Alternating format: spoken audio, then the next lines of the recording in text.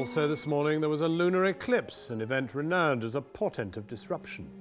These three lunar and temporal phenomena last coincided in 1837. First to disturb the natural pattern of events today was Uri Geller when he was on, then off air for radio station Heart 106.2. Really float with my words and with the music and just think positive, think beautiful. I was sat at my desk and all of a sudden, a few seconds of silence, ran upstairs, it was all over, and we spent ages looking through the logs and things and found absolutely nothing.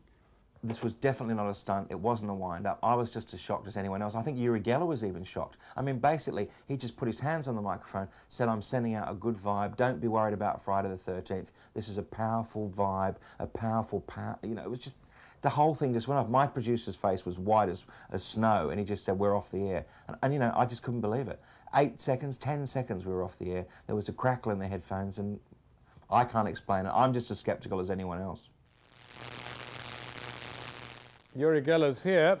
Uri Geller, leave us on the air for a minute while I ask you whether that was a real event or really absurd. No, it was a real event. I was there promoting my novel Ella. You know, I was talking about positive thinking, the powers of the mind. And because it's Friday the 13th, they wanted me to do something interactive with the listeners.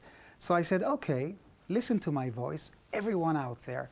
Place your hands on the radio set. And I told the drivers not to do that. Keep your eyes open. And I started talking and telling people to think positive and be optimistic and open-minded. And suddenly, the engineer jumped up and he said, we're off the air. And I didn't understand it. I thought they were joking. And when I saw the commotion, I realized that something really happened. I have to tell you that I had to call my wife, who was taking my daughter to school, because I thought they were joking with me.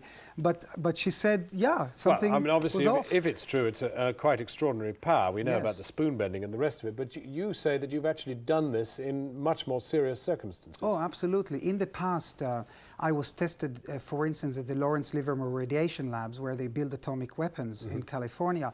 And I was asked to see if I can trigger, just move a tiny little piece of metal.